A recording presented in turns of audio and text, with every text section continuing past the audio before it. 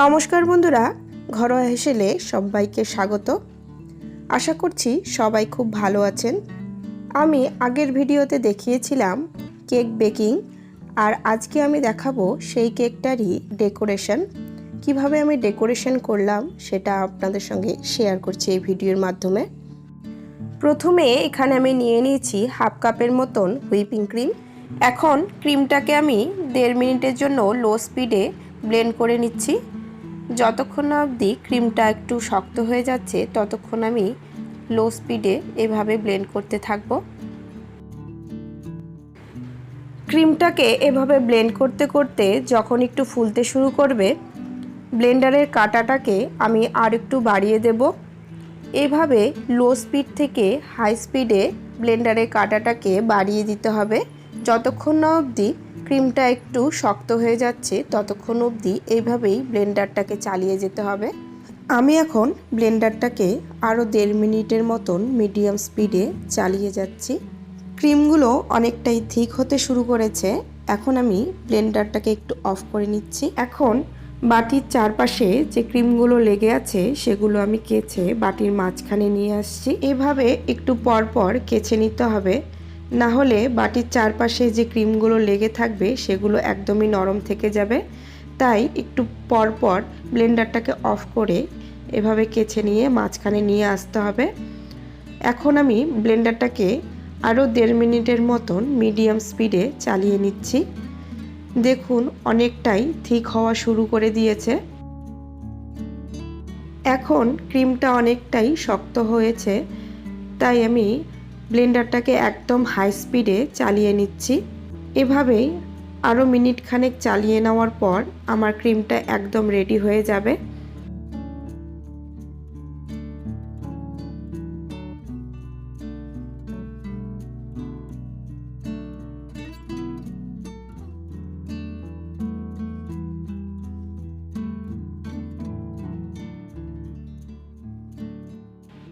ক্রিমটা আমার পুরোপুরি রেডি হয়ে গেছে। ক্রিমটা হতে মোটামুটি আমার 7 মিনিটের মতন সময় লেগেছে। ওভারবিট একদম করতে যাবেন না, তাহলে ক্রিমটা একদম খারাপ হয়ে যাবে। দেখুন বাটিটা উল্টালেও একদমই ক্রিমটা নড়ছে না, পড়ে যাচ্ছে না, তার মানে বোঝা যাবে একদম ক্রিমটা আমার রেডি হয়ে গেছে। এখন আমি কেকটাকে মোল্ড থেকে বের করে নিচ্ছি। প্রথমে এভাবে চাকু দিয়ে ঘুরিয়ে নিতে হবে, এরপরে উল্টে এভাবে মোল্ড থেকে বের করে নিচ্ছি কেকটাকে। এখন যে পেপারটা দিয়েছিলাম সেই পেপারটাকে আমি তুলে নিলাম। দেখুন কেকটা কত সফট হয়েছে। এখন আমি কেকটাকে 2টো লেয়ার করে কেটে নিচ্ছি। আপনারা চাইলে এখানে 3টে লেয়ারও করতে পারেন। আমি এখানে 2টো লেয়ারই করব।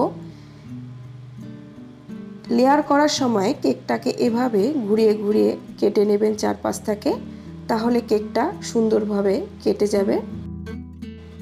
এখন আমি এখানে একটা কেক বোর্ড নিয়েছি। কেক বোর্ডটার উপরে আমি ক্রিমটা দিয়ে দিচ্ছি, না হলে কেকের স্পঞ্জটা সরে যেতে পারে। তার জন্য আমি কেক বোর্ডের উপর এভাবে ক্রিমটা নিয়ে নিলাম। এখন আমি কেকটার উপর সুগার সিরাপ দিয়ে দিয়েছি। এখানে আমি 2 চামচ চিনি নিয়েছি আর সামান্য জল দিয়ে মিশিয়ে নিয়েছি। সুগার সিরাপ দেওয়ার পর আমি এখানে ক্রিম নিয়ে নিয়েছি। ক্রিমটাকে কেকের ওপর দিয়ে স্প্রেড করে নেব। এবার আমি একটা প্যালেট নাইফের সাহায্যে এভাবে ক্রিমটাকে স্প্রেড করে নিচ্ছি। কেক ডেকোরেশনের জন্য এই নাইফটা খুব প্রয়োজন। প্রথম লেয়ারে আমি এভাবে স্প্রেড করে নিয়েছি ক্রিমটাকে।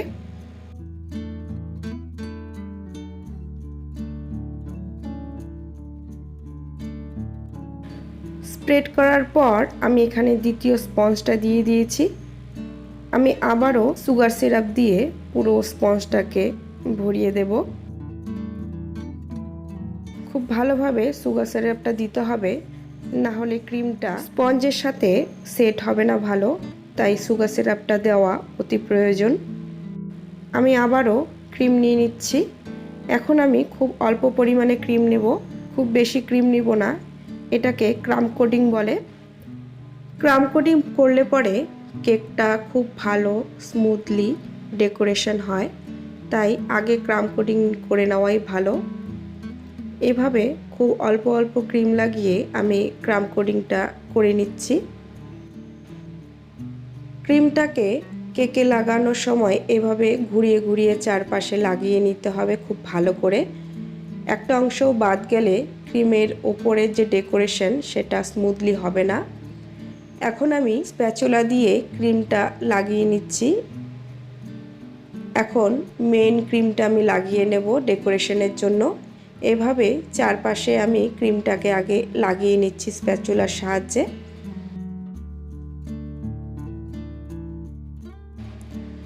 ক্রিমগুলো চারপাশে লাগানোর পর এখন আমি উপরে দিয়ে দিচ্ছি। এখন প্যালেট নাইফের সাহায্যে ক্রিমটাকে চারপাশে স্প্রেড করে নিচ্ছি। এভাবে ঘুরিয়ে ঘুরিয়ে স্প্রেড করলে খুব ভালো স্মুথলি ডেকোরেশন হয়। আমি একটা স্ক্র্যাপারের সাহায্যে চারপাশটা এভাবে ঘুরিয়ে ঘুরিয়ে স্মুথ করে নিচ্ছি।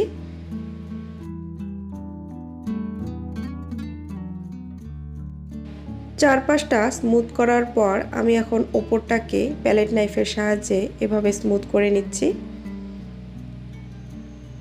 কোনো অংশে ক্রিম না লেগে থাকলে আবারও ভালো করে ক্রিমটা লাগিয়ে নিয়ে আবারও স্প্রেড করে নেব।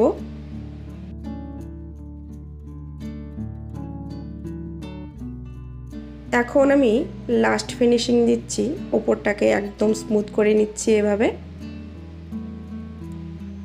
আমি ভিডিওটাকে একটু স্পিড করে নিচ্ছি, না হলে ভিডিওটা অনেকটাই লম্বা হয়ে যাবে, তার জন্য আমি ভিডিওটাকে স্পিড করে নিয়েছি। ওপরের অংশ খুব ভালো করে স্মুথ করে নেওয়া হয়ে গেছে। এখন কেক বোর্ডের ওপরে যে বাকি ক্রিমগুলো লেগেছিল সেটা আমি মুছে নিচ্ছি। এখানে আমি নিউট্রাল জেল নিয়েছি, নিউট্রাল জেলের সঙ্গে হলুদ রং মিশিয়ে নিয়েছি। এখন এটাকে ওপরে দিয়ে প্যালেট নাইফের সাহায্যে স্প্রেড করে নেব খুব ভালো করে।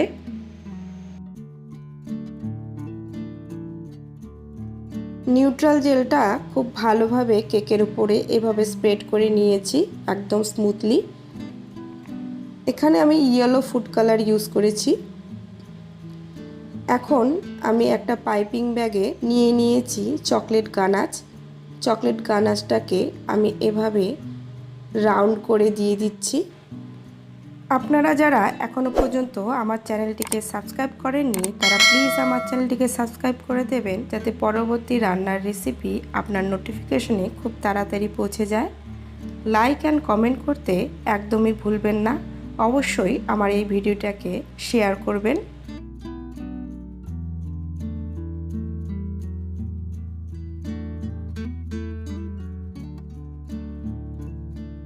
গানাচটাকে এভাবে রাউন্ড রাউন্ড করে চারপাশে আমার দেওয়া হয়ে গেছে। এখন আমি একটা কাঠির সাহায্যে এভাবে দাগ কেটে নিচ্ছি।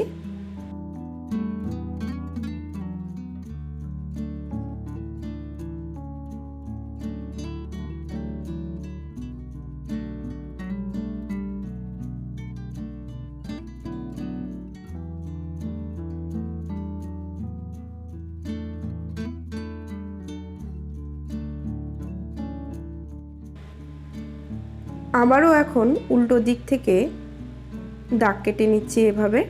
দেখুন উপরের ডেকোরেশনটা কত সুন্দর লাগছে দেখতে।